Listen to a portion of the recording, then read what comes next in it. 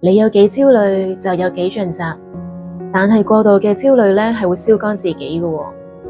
各位媽媽，我係初心，今日咧我唔係同你講放鬆啲啦咁樣，今日會同你分享咧9個點子，而其中咧第8同第9個 point 咧，我覺得係好重要嘅，記得要睇。希望咧支持到你，幫你揾返你自己，同埋支持到你嘅屋企。我哋開始啊！你唔係癲啊！你只係個警報器咧太敏感，你覺得自己成日亂諗嘢啊，控制唔到自己，唔使怪責自己啊。焦慮嘅源頭咧係大腦入面嘅杏仁核咧，佢嘅功能咧係偵測危險啊。遠古時代咧，媽媽見到野獸咧，焦慮嗰個咧識得帶仔女逃走避開嘅喎。問題係咧，現代嘅危險咧就變咗做功課啊、家務啊、比較咁，你個腦未更新，你將個壓力變成生命嘅威脅咯。下次焦慮嘅時候咧，溫柔咁同自己講，我知道你好想保護我，但係而家冇危險啊，可以放鬆少少。我哋講下咧最令媽媽焦慮嘅源頭之一啦，就係小朋友嘅學業啦。當你見到小朋友默書唔合格啊，測驗分數低啊，或者某個概念咧點都教唔識，你個心可能會沉一沉，然後就諗啦，係死啦，佢第時點算呢？咁樣。我想同你分享一個咧好重要嘅觀念，一時嘅表現唔好咧，唔代表孩子失敗㗎。一次低分，一次卡住，一次唔明白，呢啲只係學習路上嘅一個小波折啫嘛，唔係成個人嘅定律嚟㗎。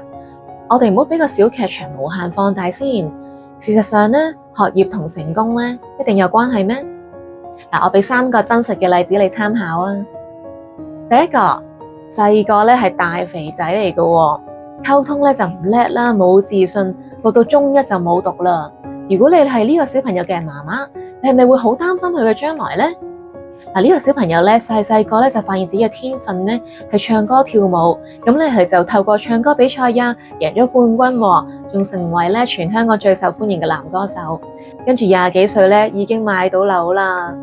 佢嘅成功唔係因為學歷啊，而係因為佢揾到係屬於自己嘅天分，喺呢方面咧努力揾機會，加上大量行動，而佢嘅媽媽咧都不斷背後支持佢。佢就係姜濤。第二個啦，今次呢個小朋友咧讀書成績好好，入到香港大學，作為媽媽咧會好安心啦。但係個仔咧選擇唔畢業，話中意運動，轉為全職運動員。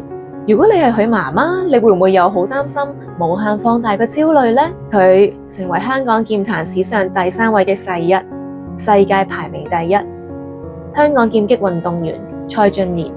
如果佢媽媽過度擔心，當年逼佢一定要攞張沙紙，香港可能就少咗一個世界冠軍㗎啦。第3個，初中學歷，當大家希望自己嘅仔女安安穩穩咁搵返份工啦，打工啦，腳踏實地咁生活。呢位年輕人當年話要創業，仲要係物流。你作為佢媽媽又會點諗呢？今日佢嘅企業係中國最大嘅物流公司之一，順豐快遞嘅創辦人王偉。呢3個人嘅共通點係咩呢？佢哋嘅成功同學歷係冇直接關係㗎。更何況 AI 嘅出現，徹底改變咗成功嘅定義。我唔係話讀書唔重要，我係話讀書唔再係唯一嘅出路。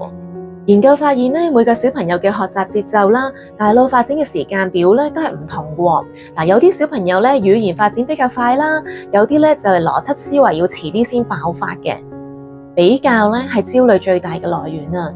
你嘅小朋友可能係唔擅長背書嘅，但係好擅長寫曲喎；唔擅長默書嘅，但係好擅長用 AI 嘅工具喎。唔擅長考試，但係好擅長創作啊、溝通表達啊、解決問題喎。呢啲嘅能力係 AI 嘅時代正正係最珍貴嘅。所以媽媽，請你放鬆少少，唔需要將所有嘅重心放喺分數上面㗎。學歷係唔等於一切㗎。AI 嘅時代更加係啦，就算唔係擅長 AI 啊，擅長運動都可以係他日嘅世一㗎嘛。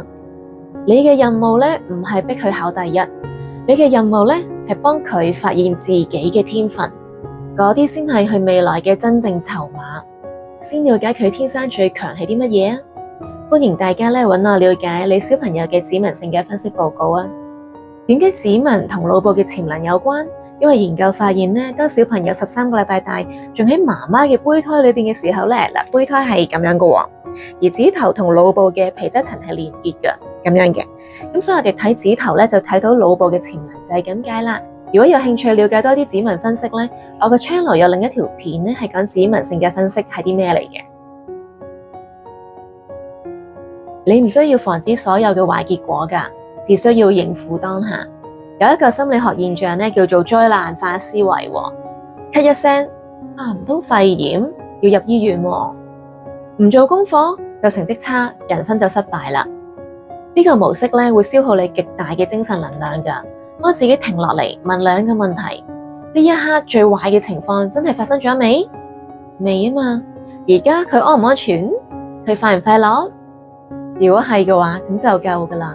你唔需要防止所有嘅壞結果㗎，只需要應付當下。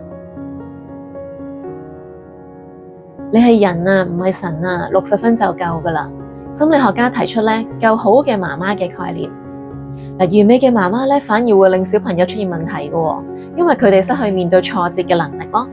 所以一個夠好嘅媽媽咧，係會犯錯啦，會攰啦，會偷懶啦，反而咧係會養育出咧健康嘅小朋友。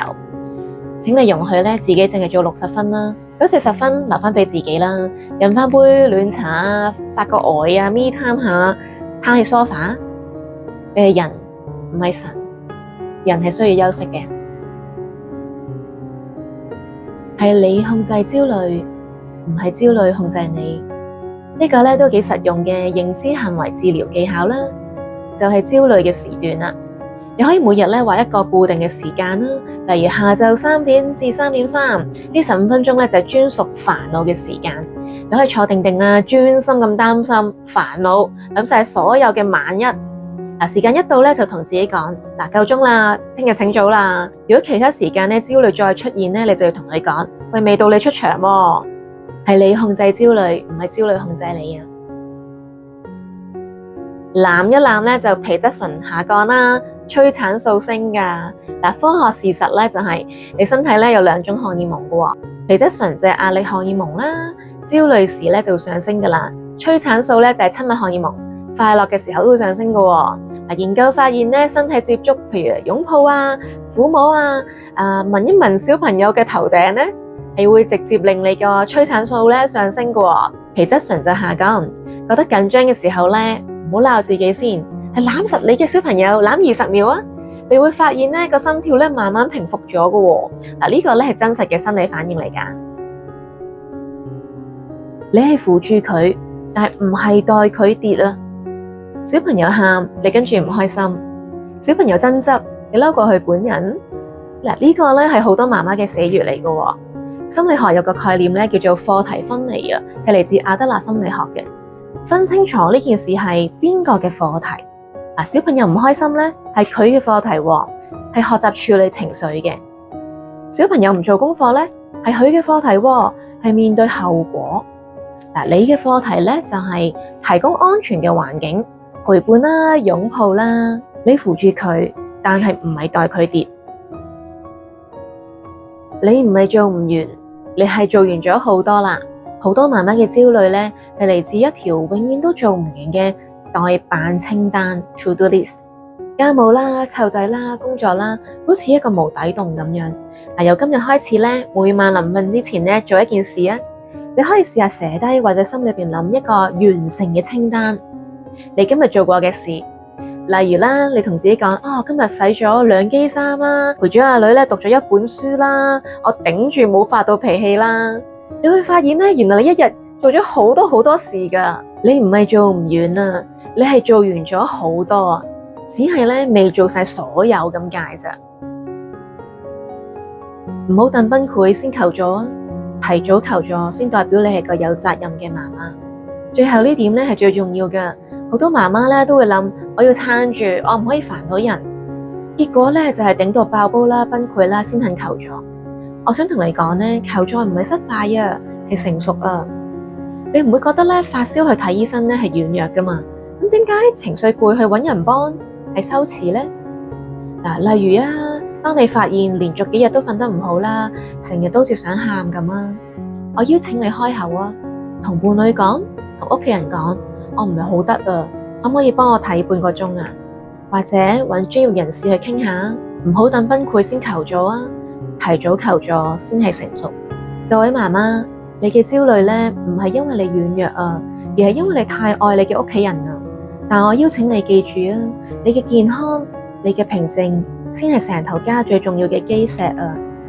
今日開始，容許自己唔使完美嘅，夠好就得噶啦，唔使硬撐嘅，求救就得噶啦，唔使比較嘅，相信嘅節奏就得噶啦。你已經做得好好噶啦，辛苦晒你啦！如果你身邊都有啲需要得到理解啊、安慰嘅媽媽朋友，歡迎 share 呢條片俾佢啊！亦都歡迎喺留言區度同我分享頭先邊一個 point 對你有啲感覺。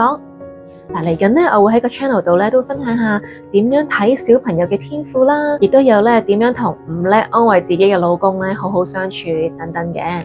有興趣嘅話可以訂閱我嘅 channel 喎，期望我嘅內容可以支持到你。我係初心，我哋下集再見啦，拜拜。